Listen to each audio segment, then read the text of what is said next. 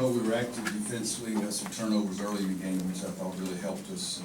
Look at the points off turnovers, almost all of our points off the turnover in the first half.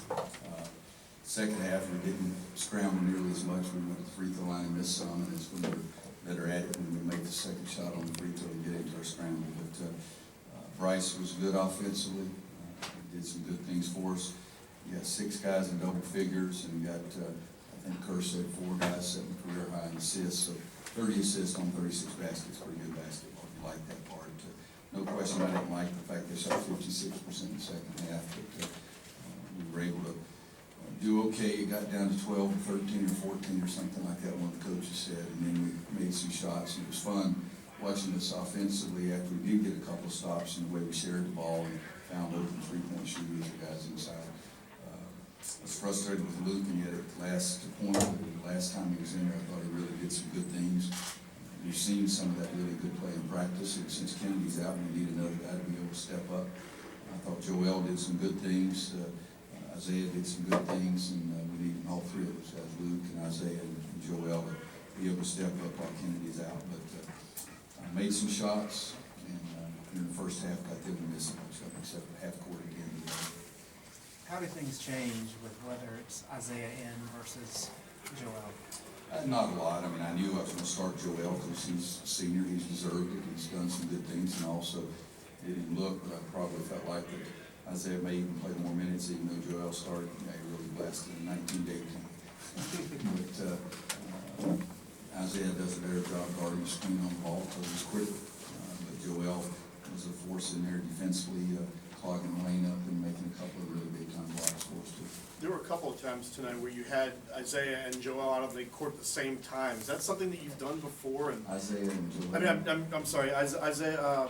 Yeah, Isaiah Hicks and Joel James. Yeah, they've done that a lot. They've done that a lot? Yeah. Do it every day in practice, too, so that's fine. The only change is we went on 2 occasions, we went small, one at the very, very end, but not the last, not the walk-on route. But before that, we had Justin and Theo as the 3 and 4, but we did also have them as the 3-4 early in the game. In the first half, we went small, and that helped us a little bit because they went small again.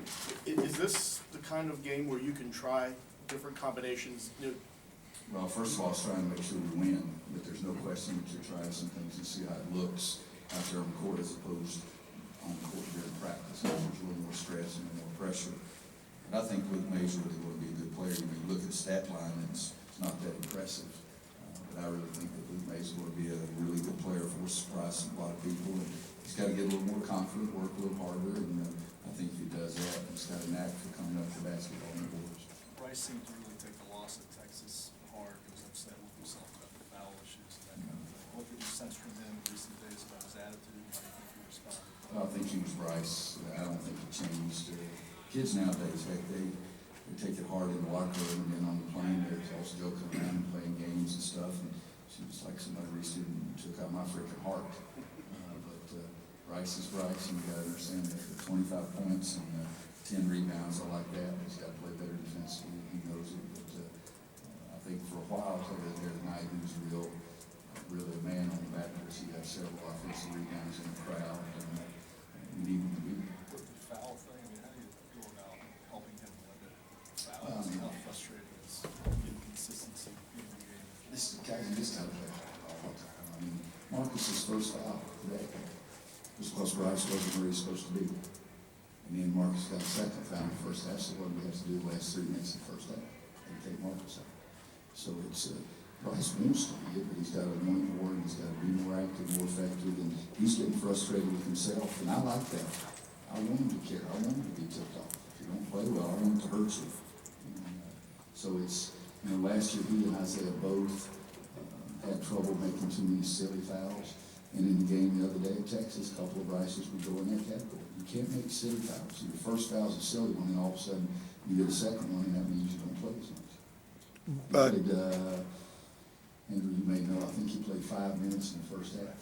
If he's one of our best players, I'd like for him to play more than 5 minutes. And he must be one of our best players because I keep running him out there to start line.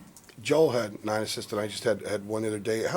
What are you most pleased with in the progress he's made through 10 games? He had a really good preseason. If you go in there right now, he'd tell you he had 9 assists and 3 turnovers because he went brain dead 3 times. And, I wanted to be 9-0, but see, tonight would have been an easy night for him to go 9-0, because his 3 turnovers were really just, he got this level, usually doesn't jump up in the air and come back down with the basketball without passing it, some of that. But Joel had a great preseason for us. It's been really big for us in a lot of games, and I think he's just going to get better and better and better. And a good thing, he understands his mistakes and understands what he needs to do, and how he's just got to do it. But I think I even said at the end of the preseason that he and Marcus were the two best, had the 2 best performances in the preseason. He also had 4 coaches' assists against Texas, so it wasn't just the one. It was other passes that led that just weren't officially assists. Yeah. Now that stats were a little unusual there, but it was an unusual game. They scored with less than a second in the half, and they scored less than 1/10 of a second in the game. Clock runs out, 2 seconds before we got a 2-point win, but it doesn't do that. Put Justin Jackson on top of that 1-3-1 trap zone. Obviously the length there, but is anything else you kind of like to see him from up there?